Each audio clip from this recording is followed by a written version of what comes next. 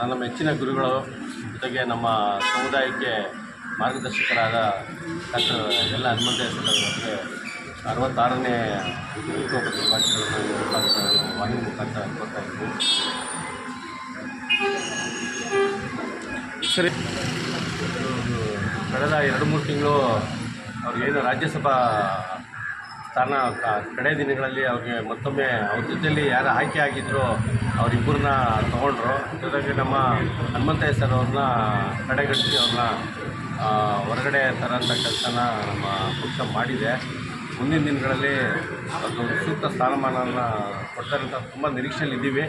ಅದು ಅವ್ರಿಗೆ ಲೋಕಸಭಾ ಚುನಾವಣೆಯಲ್ಲೂ ಸಂಸತ್ ಭವನ ಅವರು ಪ್ರವೇಶಿಸುವಂಥ ಅತ್ಯುತ್ತಮವಾದ ಅವಕಾಶ ಇತ್ತು. ಅದಕ್ಕೆ ಇವಾಗ ತಕ್ಕ ಪಾಠ ಅಲ್ಲಿನ ಜನತೆ ಮತ್ತು ನಮ್ಮ ಸಮುದಾಯ ತಕ್ಕ ಪಾಠ ಕಲಿಸಿದೆ ನಮ್ಮ ಪಕ್ಷಕ್ಕೆ.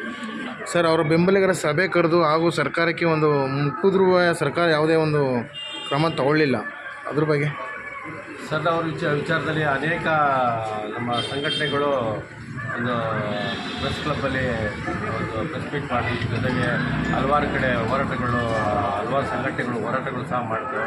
ನಮ್ಮ ಹನುಮಂತಯ್ಯ ಸರ್ ಅವ್ರಿಗೆ ಒಂದು ಸೂಕ್ತ ಸ್ಥಾನಮಾನ ರಾಜ್ಯಸಭಾ ಸ್ಥಾನಕ್ಕೆ ಮತ್ತು ಜೊತೆಗೆ ಅಲ್ಲಿ ಮಿಸ್ ಆಗಿದ್ದ ಕೂಡಲೇ ಜೊತೆಗೆ ಲೋಕಸಭಾ ಚುನಾವಣೆಯಲ್ಲೂ ಸಹ ಅವರಿಗೆ ಅವಕಾಶ ಕೊಟ್ಟು ಅತ್ಯುತ್ತಮವಾದ ಒಂದು ಅವಕಾಶ ಇತ್ತು. ಜೊತೆಗೆ ಆ ಒಂದು ಲೋಕಸಭೆ ಒಂದು ಘನತೆಯೇ ಒಂದು ಹೆಚ್ಚಾಗ್ತಾಯಿತ್ತು. ನಮ್ಮ ಹನುಮಂತಯ್ಯ ಸರ್ ಅವರ ಒಂದು ಅಲ್ಲಿ ಹೋಗಿ ಪ್ರವೇಶ ಮಾಡಿದರೆ ನಮ್ಮ ಕಾಂಗ್ರೆಸ್ ಪಕ್ಷಕ್ಕೂ ಒಂದು ಒಳ್ಳೆಯ ಹೆಸರು ಬರ್ತಾಯಿತ್ತು.